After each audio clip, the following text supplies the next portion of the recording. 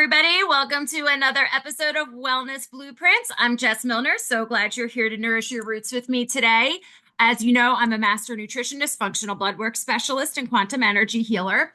Today, I want to talk about our protein intake as we are aging. Ladies, as we're getting into perimenopause and into those menopause years, a lot of the things that we would typically do to maintain our weight, maintain our muscle mass and everything in our 20s and 30s, stop working. If you were someone who was able to, do some cardio and, whatever, and, you're in a calorie deficit and, counting calories and stuff like that, and able to lose weight rather easily like that, it starts to get more difficult as we get older. And a lot of that is because of hormonal issues. Now, like for me, my weight loss, even in my 30s, was really related to a lot of hormonal issues. But even for me, everything has changed as I can tell my body is making this shift. Okay. So there's a need for more protein, there's a need for eating more as we're getting into this age, this time period in our life. We're under this impression, women are supposed to eat like these little tiny meals, or, like we're not supposed to eat as much. I mean, that has never been true in my house. I eat more than my husband does. I always have. But as we're getting older here, a lot of the time, the problem is that we are not eating enough. So, your body just kind of like, rather, you're like, well, I'm in a calorie deficit. So, I should be losing weight. But your hormones are like, no, it's not going to work. We're not going to do like that for you. We don't like it. And no. So, there's a lot to be said about this because as we go into this as we dance into this chapter of our lives, you can kind of just think in your head, picture in your head, how women have a tendency to change during this time, just like from, a person like looking at that lady over there or this celebrity over there and how they change. And there's a lot of higher risk for metabolic disorders,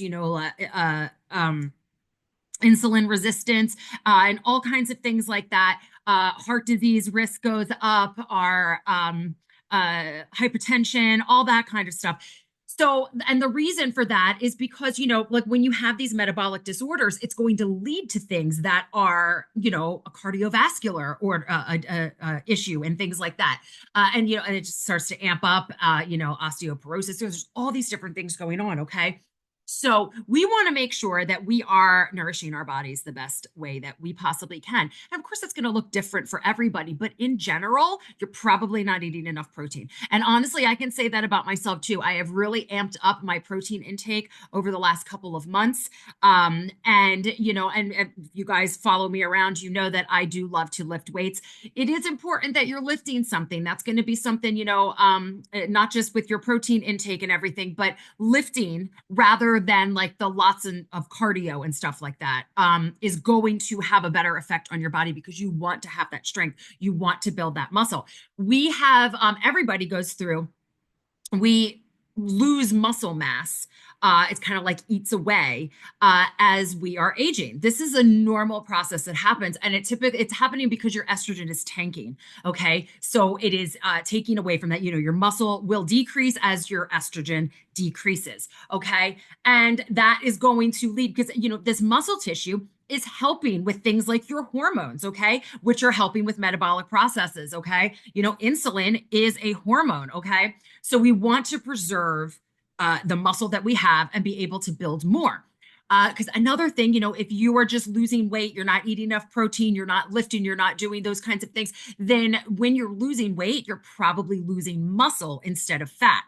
And that's not what we want to do because there is a fat to muscle ratio that needs to be good. And it's going to be a little different for everybody, but I mean, like it needs to be good because even somebody who is super skinny could have a higher percentage of body fat. And then that's going to put you at risk for all of these different things. Okay.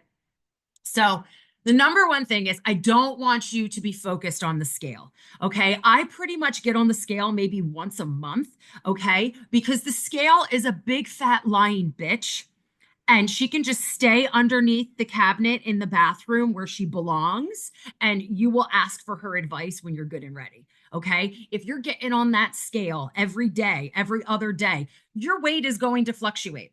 Even if you're doing it in the morning after you've peed and pooped and you haven't had anything to eat or drink yet, and you're standing there totally naked and taking all your jewelry off, you're still going to fluctuate. You're going to be, maybe the next day you're 2 pounds heavier, the next day you're down 4 pounds. It's going to go back and forth. So it's going to make you insane. It's going to make you depressed. Okay. So like I said, she's a big bitch, and you just leave her under the cabinet. Okay. And you can take her out like once a month and be like, okay, what you got to say? Because after a month of fluctuations, you can kind of trust in a little bit more with how many pounds have actually come off during your hard work. Okay. So like I've said, your fat to muscle ratio is so much more important than what you freaking weigh. Okay. Nobody gives a shit what you weigh. All right. And you really shouldn't either. What you want to go for is a healthy body. And when you're going for a healthy body, like you're going to be like, wow, I look good in my pants today. This is looking good. Okay. Because you're going to naturally go for that. Your body's going to be like, okay, this is where you should be at. Okay. So yeah, don't even talk to the scale. She's mean. She's mean. Just put her away. If you want to take pictures, pictures will definitely speak 1,000 words. So take some before pictures when you're getting started with something, take them periodically, and then just look back and compare, because maybe you've only lost like 3 pounds. 4 pounds, 5 pounds, 7 pounds, and you're like, oh man, I've been working so hard, and I see other people working as hard as me, and they've lost 20 pounds, and I only lost 7 pounds. I think I lost 7 or 8 pounds during the first like month or two that I was actually working out. And if I would have let that deter me from, and just like from moving forward, like, it's not working, I never would have lost those 74 pounds or 72 pounds or whatever, I mean, it was somewhere in that zone. I never would have lost all that weight. Okay. So don't get discouraged by stuff like that. So, your protein intake has a lot to do with a lot of different aspects of your life. You know how important sleep is. And it definitely, as we are getting older, we even need, ladies, we need like 8 to 10 hours of sleep every night. And I know, like, when you got little kids at home and stuff, it's like, yeah, out of your freaking mind, Jess. Right. I get it. I was there. I got 4 kids. I know. But overall, we want to have good sleep. And while we're sleeping, we want it to be a good, restful, deep sleep that, so that, our lymphatic system is able to go through and get all the toxins out of our brain and stuff like that. So your protein intake is actually going to affect how well you are sleeping. Okay. Your muscle mass, like the more muscle that you have, you're going to sleep better. Okay. And having adequate amounts of protein is going to help with this. Okay. So if you have those adequate amounts of protein. So even if you are somebody who's suffering with night sweats, it has been shown that if you do eat something protein packed in the evening, it can help reduce your night sweats. So, let me know if you try that and it works. Okay. But a little suggestion there, maybe like some Greek yogurt with some berries or something like that as like a dessert. That would be a nice protein packed dessert. And that might really help you sleep a lot better and maybe not wake up drenched in sweat, because that's not fun at all. So another thing is, the more that you lose muscle mass, so when you're losing the muscle mass, that means that your fat is going up. The ratio is going to be off. You're going to have more fat than muscle. And when that ratio is off, then your risk for sleep apnea goes up as well. So definitely, if nobody wants sleep apnea either, honey, right? Mm-mm. So eat your protein, right? Amino acids, which is what, that's protein. They are responsible for supplying neurotransmitters. So all of these signals and everything throughout your body, it's very, very necessary that we have an adequate amount of protein. We are built out of protein. Amino acids are the building blocks of life. So it's definitely an important thing to be getting lots in. Something else that I've talked about a lot over the years, of course, is how we lose collagen. By the time you're like 20, 21, 22, you're losing collagen at a rate of like 1% every year. So by the time we're getting into perimenopause years, like let's just say average of 40-ish, right? We've already lost a pretty significant amount of that, and we're starting to notice it in our joints and stuff like that. So joints, connective tissues, of course, these are all, collagen, these are all part of protein. They're all in that protein family. So it is going to be important, for your joint health, your hip health, and all that kind of stuff. Because as we get older, we're like at higher risk for like, throwing out a hip, doing this, that, and the other thing. I mean, we make jokes about older folks breaking hips, doing silly things, but like it's a real issue. And when we have an adequate amount of protein, we reduce our risk of that. So that would be a good thing, right? So, your protein absorption rate will actually change as you're aging. Okay. I mean, your digestive system, of course, it's just going to be less efficient as you get older. I mean, number one, we're not fresh out of the box anymore. And two, we've got like a lifetime of, nonsense and crap, that's just been piled on and everything that we're trying to work our way through. I mean, it's totally normal. You didn't do anything wrong.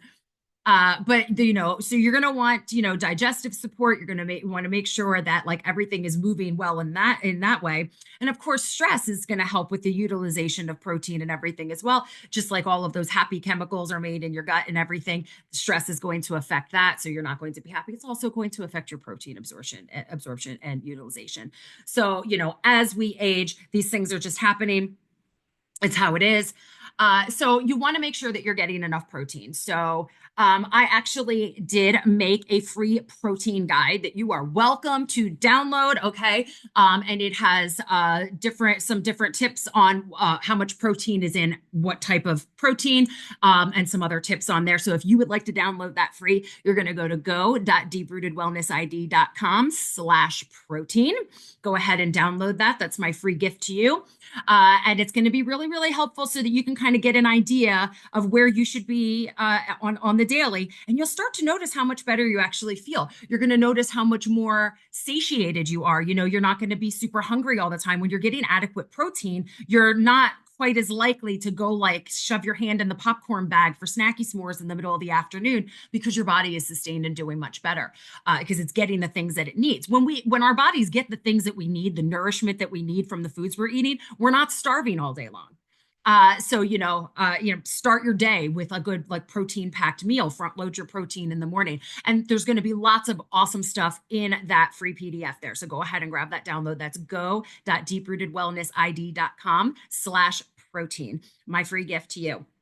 And of course, I always want to mention my emotional balance toolkit.